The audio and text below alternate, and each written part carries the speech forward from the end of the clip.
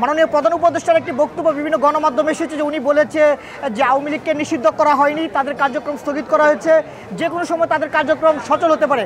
আমরা প্রধান উপদেষ্টাকে বলতে চাই, আওয়ামী লীগ 5ই আগস্টের মধ্য দিয়ে যে পতন হয়েছে তাদের, বাংলাদেশ থেকে তারা পালিয়ে গেছে, এদেশের জনগণ তাদেরকে তখনই তাদের কার্যক্রমকে নিষিদ্ধ করে দিয়েছে। সুতরাং আওয়ামী লীগকে কোনোভাবেই পুনর্বাসন করার সুযোগ নেই।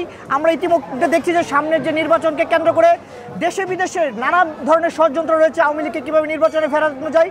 তবে এই দেশের জনগণ যেভাবে জুলাই গণঅভ্যুত্থানে রক্ত দিয়েছিল আওয়ামী লীগের বিরুদ্ধে, একইভাবে তৎপর থাকবে যাতে করে দেশি বিদেশি কোনো গোষ্ঠী যেন বাংলাদেশে আওয়ামী লীগকে ফেরাতে না পারে।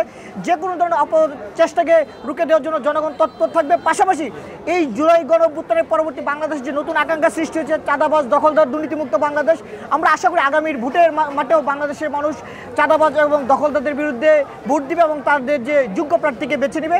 এই পূজা উদযাপন শেষ কথা বলে আমি শেষ করব যে পূজা আজকে অষ্টমী চলছে, আরও 2 দিন রয়েছে। আমরা আশা করি সরকার বাকি 2 দিনও সর্বোচ্চ নিরাপত্তার ব্যবস্থা করবে, কোনো ধরনের অনাকাঙ্ক্ষিত পরিস্থিতি তৈরি না হয়। কারণ পতিত স্বৈরাচার সরকার এবং আমাদের পাশের রাষ্ট্র সর্বোচ্চ পরিমাণ চেষ্টা করবে যাতে নানান ধরনের বিশৃঙ্খলা, এবং তারা বহির্বিশ্বকে বারবার দেখানোর চেষ্টা করে যে বাংলাদেশ একটি সাম্প্রদায়িক দেশ, কিন্তু দেশের জনগণ সর্বোচ্চ পরিমাণ সকল ধর্ম পালনের যে সুযোগ এবং পরিস্থিতি তৈরি করেছে, সেই পরিস্থিতির মধ্য দিয়ে বাংলাদেশ বারবার প্রমাণ করেছে যে বাংলাদেশ একটি অসাম্প্রদায়িক দেশ। আমরা মনে করি বাংলাদেশের নাগরিক হিসেবে প্রত্যেক ধর্মের মানুষের তাদের যে নিজস্ব ধর্মের রীতিনীতি পালন করার অধিকার রয়েছে।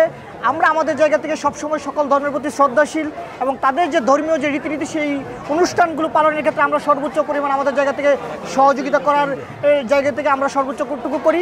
সেই জায়গা থেকে আমরা আজকে এই পূজা পরিদর্শনে আসছিলাম। এছাড়া আমরা এরপরে আরও কিছু মণ্ডপ পরিদর্শনে যাব। আমাদের সবার প্রতি আহ্বান থাকবে, সরকার এখন পর্যন্ত আইনশৃঙ্খলা পরিস্থিতি স্বাভাবিক রেখেছে, বিশেষ করে পূজা উদযাপনকে কেন্দ্র করে পতিত স্বৈরাচার কোনো ধরনের বিশৃঙ্খলা করার চেষ্টা যাতে না করে সেজন্য সরকার সর্বোচ্চ তৎপর রয়েছে এখন পর্যন্ত। এই জন্য সরকারকে ধন্যবাদ জানাই।